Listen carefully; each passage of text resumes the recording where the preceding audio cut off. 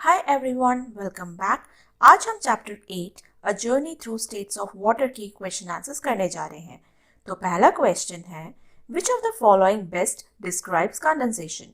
इन चार ऑप्शंस में से जो कंडेंसेशन को अच्छे से एक्सप्लेन या जिसके द्वारा हम लोग समझ सकते हैं कि कंडेंसेशन एक्चुअली होता क्या है, वो कौन सा एक पॉइंट है। तो पहला ऑप्शन है the conversion of water into its vapour state. पानी का वेपर स्टेट में बदलना, यानी पानी मतलब लिक्विड और वेपर स्टेट मतलब गैस, लिक्विड का गैस में बदलना, क्या ये कंडेंसेशन होता है? The process of water changing from a liquid into gaseous state. जो दूसरा ऑप्शन है जहां बोला गया है कि वो प्रोसेस जहां पानी अपनी लिक्विड स्टेट से गैस स्टेट में पहुंच जाए, यानी लिक्विड से गैस में बदल जाए। तो पहले दो जो ऑप्शन आपको दिख रहे हैं वो दोनों सिमिलर लग रहे हैं, ठीक है। तो अब थर्ड जो ऑप्शन है the formation of clouds from a tiny water droplets. Clouds का फॉर्मेशन यानी बादल का बनना, किससे? वाटर ड्रॉपलेट से, पानी की जो छोटी छोटी बूंदों से मिलकर क्लाउड्स का फॉर्मेशन होना, क्या ये प्रोसेस कंडेंसेशन कहलाता है? अब जो लास्ट ऑप्शन है वो बोला गया है the conversion of water vapour into its liquid state.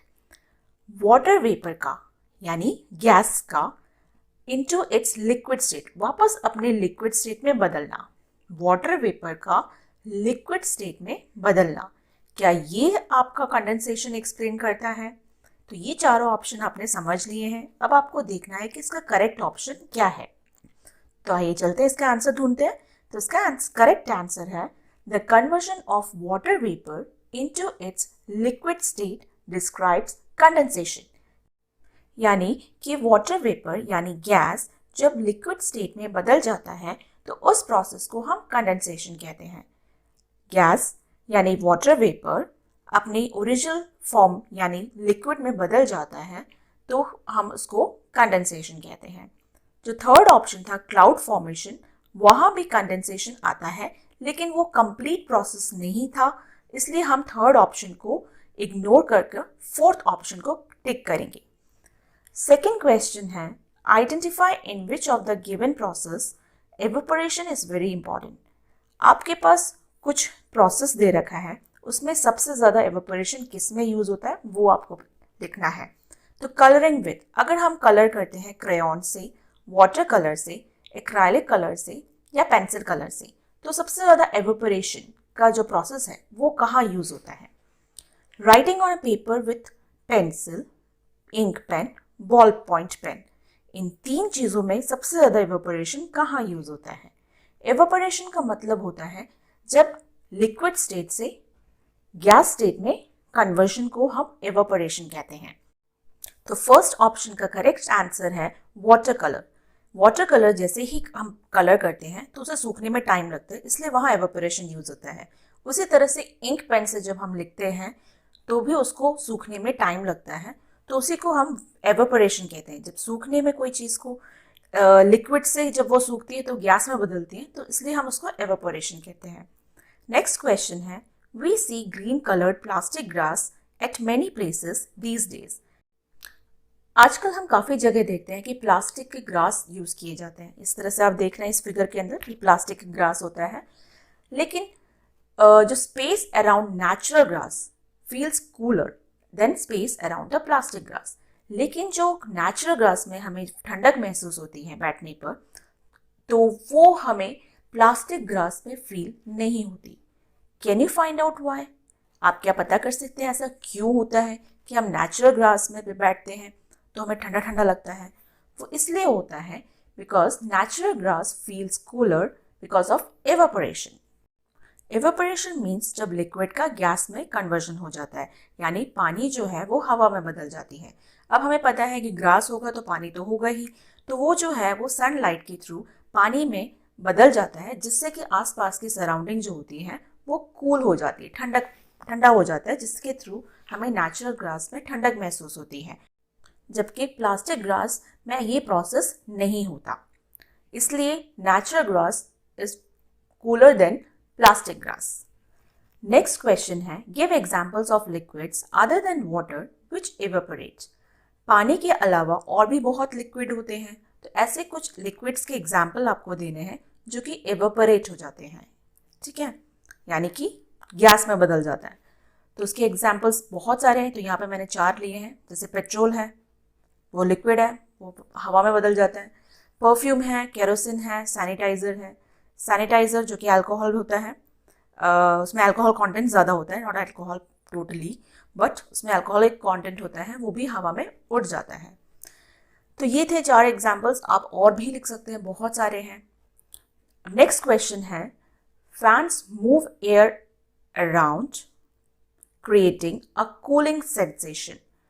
Fans जो होता है वो घूमता है तो हमें एक हवा देता है और जिसकी वजह से हमें ठंडक महसूस होती है। It might seem strange to use a fan to dry wet clothes. ये काफ़ी स्ट्रेंज है, अजीब भी लगता है कि ठंडी हवा देने वाला जो फ़ैन है उससे हम गीले कपड़े सुखा सकते हैं। ठीक है, आपने देखा होगा काफ़ी बारिश के टाइम पे हम यूज़ करते हैं, फ़ैन चला देते हैं ताकि गीले कपड़े सूख जाए। Since fans usually make things cooler not warmer, जबकि फ़ैन तो ठंडी हवा देता है और सूखने के लिए हमें गर्माहट की ज़रूरत होती है, क्योंकि normally when water evaporates it requires heat, क्योंकि एवेपोरेशन के लिए हमें हीट की ज़रूरत होती है, ठंडी हवा की ज़रूरत नहीं होती। तो what do you think about this? तो आपको क्या लगता है कि ऐसा क्या होता है और ऐसे क्यों होता है कि फ़ैन जो है वो एवेपोरेशन भी प्रोसेस कर देता है और कपड़े भी सुखा देता है? तो आइए देखते हैं, इसका आंसर है fans help dry wet clothes by moving air which speeds up evaporation. Fan की मदद से एवेपोरेशन की जो प्रोसेस होती है उसमें स्पीड बढ़ जाती है, यानी कि लिक्विड का गैस में बदलना, वो जो प्रोसेस होता है वो उसकी स्पीड बढ़ जाती है। वाइल एवेपोरेशन नीड्स हीट, लेकिन एवेपोरेशन के लिए तो गर्माहट यानी गर्मी की ज़रूरत होती है। तो फैंस क्या करता है, जो मॉइस्चर होता है हवा के अंदर, it's remove moisture from the air and make clothes dry faster. ये जो फ़ैन है वो हवा के अंदर जो मॉइस्चर होती है उसको सुखा देती है, उसको रिमूव कर देती है, और इस वजह से क्लोथ, जो गीले कपड़े थे, वो जल्दी सूख जाते हैं। ठीक है, तो अगला कोई जो क्वेश्चन है इस चैप्टर का वो है, usually when sludge is removed from drains, जब स्लज को ड्रेनेज यानी ड्रेनेज जो पाइप होती है, जो गंदे नाले का जो पानी होता है, जो घर से सारा गंदगी जो निकलती है, हमारे घर से कॉलोनी से जो भी गंदा पानी जो निकलता है उसमें स्लज यानी थिक कचरा होता है, थिक वेस्ट होता है और पानी मिला होता है, गंदा पानी। तब उसको जो सॉलिड वेस्ट को या सॉलिड जो थिक वेस्ट होता है उसको जब हम लिक्विड जो डर्टी वाटर होता है उसमें से अलग किया जाता है, जैसे आप देख रहे हैं इस पिक्चर के अंदर, यहाँ पर जो सेपरेशन हो रहा है, जो थिक वेस्ट है, सॉलिड वेस्ट को अलग किया जा रहा है और डर्टी जो पानी है, लिक्विड है, उसको अलग किया जा रहा है। तो जब ये अलग किया जाता है और उसके बाद इसको 3 से 4 दिन तक सुखाया जाता है, ठीक है, it is left in heaps next to the drain for 3-4 days। इसको 3-4 दिन तक वो जो कचरा होता है, वो जो कचरे का ढेर होता है, उसको उस ड्रेनेज के पास में ही 3-4 दिन तक ऐसे छोड़ दिया जाता है सूखने के लिए। हाँ, काफ़ी प्रोसेस देखा होगा या सुना होगा आपने इस तरह से कि जब ड्रेनेज में से पानी को अलग कर दिया जाता है और कचरे को अलग कर दिया जाता है। Afterward it is transported to a garden और field where it can be used as manure. उसके बाद इसको ट्रांसपोर्ट किया जाता है गार्डन में या फील्ड के अंदर, कहीं भी खेतों में, जहाँ इसको, इस कचरे को मैन्योर की तरह यानी खाद की तरह इस्तेमाल किया जाता है। कचरे को खाद की तरह, यस, कचरा जो है वो काफ़ी ऑर्गेनिक होता है यहाँ पे, इसमें तो बहुत सारे वेस्ट होते हैं केमिकल, जो हमारे घर से किचन वेस्ट वगैरह होता है वो सब भी एक सूखने के बाद वो मैन्योर बन जाता है। This approach reduces transportation cost of sludge. इस मेथड से, यानी ये जो स्लज को सुखाने की जो मेथड है, इस मेथड से जो ट्रांसपोर्टेशन कॉस्ट होता है स्लज को एक जगह से दूसरे ले जाना, वो काफ़ी चीप हो जाता है और ये सेफ भी रहता है इंडिविजुअल यानी लोगों को उसको हैंडल करने में भी सेफ रहता है ये। तो ऐसा क्यों होता है या ऐसा कैसे होता है, तो इसके बारे में आप इसके अपने पॉइंट्स ऑफ व्यूज एक्सप्लेन कीजिए और ये कैसे होता है वो भी आपको आंसर में देना है। तो आंसर है when sludge is left to dry, जब स्लज को यानी थिक जो कचरा है उसको जब हम सूखने के लिए रखते हैं तो जो वो गीला कचरा था वो water evaporates making it lighter and cheaper to transport. तो जब सूखने के लिए हमने रखा क्योंकि वो गीला था, तो जब कोई चीज़ गीली होती है तो भारी होती है, राइट, और जब वो सूख जाता है तो वो हल्का हो जाता है।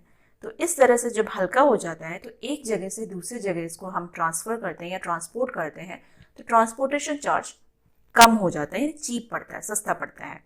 उसी तरह से जब हम उसको सुखा रहे हैं तो उसके अंदर जो भी जर्म्स होते हैं वो भी मर जाते हैं ना, काफ़ी मात्रा में उसकी जो जर्म्स होते हैं वो मर जाते हैं।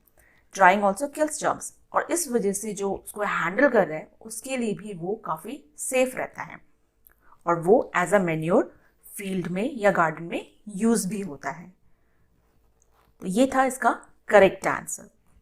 नेक्स्ट क्वेश्चन है observe the activities in your house for a day. एक दिन अपने घर में जो एक्टिविटीज चल रही हैं उनको ऑब्जर्व कीजिए, ठीक है। Identify the activities that involve evaporation, और अब आप कुछ एक्टिविटीज़ को पता कीजिए कि ऐसे कौन सी एक्टिविटीज़ है जिसमें एवेपोरेशन प्रोसेस यूज हो रही है। How does understanding the process of evaporation help us in our daily activities, और किस तरह से जो एवेपोरेशन प्रोसेस जो आपने सीखा है उसकी मदद से आप डेली एक्टिविटीज़ में उसको हेल्प ले सकते हैं। एवेपोरेशन की मदद से आप डेली एक्टिविटीज़ में अपने यूज़ कर सकते हैं कि ऐसे कौन कौन से एक्टिविटीज़ है जहाँ पर एवेपोरेशन से हम एक्टिविटीज़ कंप्लीट कर सकते हैं। तो कुछ एक्टिविटीज़ हैं जो जिसमें एवेपोरेशन यूज़ होता है, यानी लिक्विड से गैस में चेंज होना। ड्राइंग क्लोथ्स, पानी जो कपड़ों में होता है वो जब हम सन में या सनलाइट के प्रेजेंस में रखते हैं तो वो सूख जाते हैं, वहाँ एवेपोरेशन यूज़ होता है। कुकिंग, वाटर बॉइलिंग, जब हम पानी को गर्म करते हैं तो वो बॉयल होकर गैस में बदल जाती है। मोपिंग फ्लोर्स, जब हम घर में सफाई करते हैं या पोंछा लगाते हैं वो पानी सूख जाता है, वहाँ एवेपोरेशन यूज़ होता है। उसी तरह से जब हमें पसीना आता है तो हम फ़ैन के नीचे बैठ जाते हैं तो हमारा पसीना भी सूख जाता है। तो यहाँ कुछ एक्टिविटीज़ है जहाँ एवेपोरेशन यूज़ हुआ है। अब एवेपोरेशन हमारी मदद कैसे करते हैं? स्पीड्स अप क्लोथ्स ड्राइंग इन सनलाइट और विंड। अगर हमें एवेपोरेशन का मतलब क्या है ये पता है तो हम इसको अपनी डेली एक्टिविटीज़ में यूज़ कर सकते हैं। जैसे कपड़ों को हम सनलाइट में या हवा में सुखा सकते हैं। Helps manage task like cooking and cleaning efficiently. Cooking में और क्लीनिंग में जो पानी हम यूज़ करते हैं उसकी मात्रा कितनी होनी चाहिए, कितनी नहीं होनी चाहिए, हाँ, क्योंकि एवेपोरेट होता रहता है पानी, तो हमें कितना एवेपोरेट करना है ये सब हमें इसकी प्रोसेस से समझ से हम कर सकते हैं। उसी तरह से हम जब स्वेट होता है, हमें पसीना आता है, वो भी हम फ़ैन के नीचे सुखा सकते हैं, तो उसमें भी हमारी एवेपोरेशन का जो प्रोसेस है वो मदद करता है समझने में। नेक्स्ट क्वेश्चन है how is water present in the solid state in nature.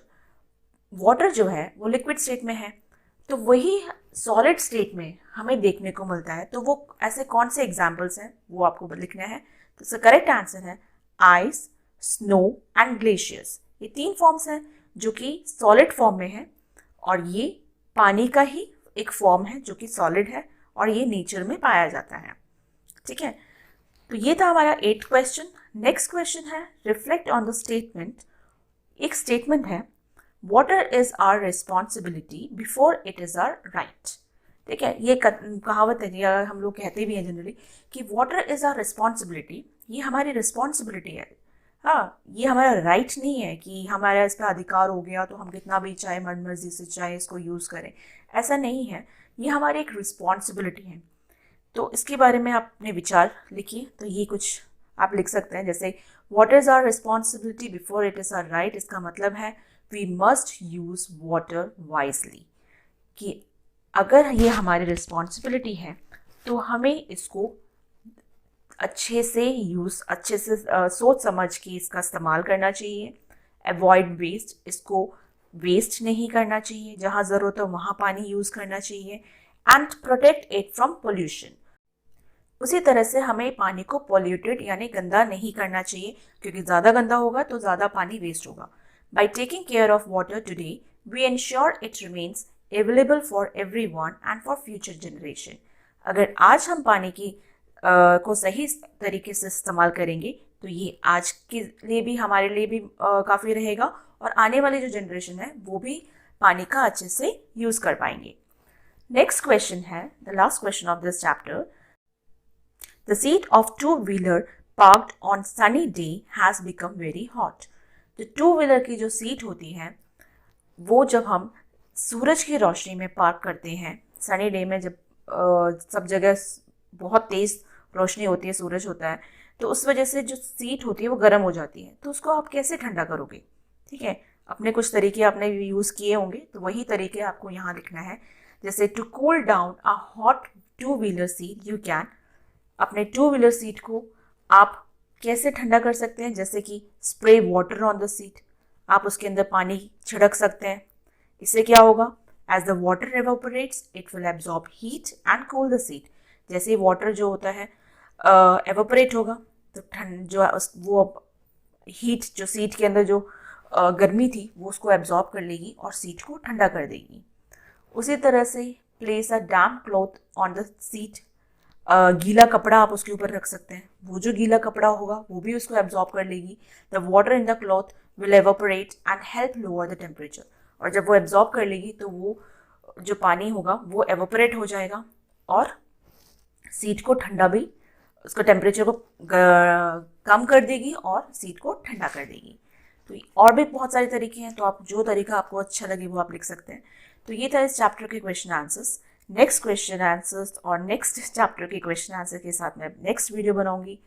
Thanks for watching and please मेरे चैनल को सब्सक्राइब कीजिए, लाइक कीजिए, शेयर कीजिए और कमेंट्स ज़रूर कीजिएगा कि मुझे आपके कमेंट्स बहुत अच्छे लगते हैं पढ़ने में. और कमेंट्स के थ्रू अगर आपको कुछ पूछना है या समझना है तो प्लीज़ ज़रूर कमेंट कीजिएगा.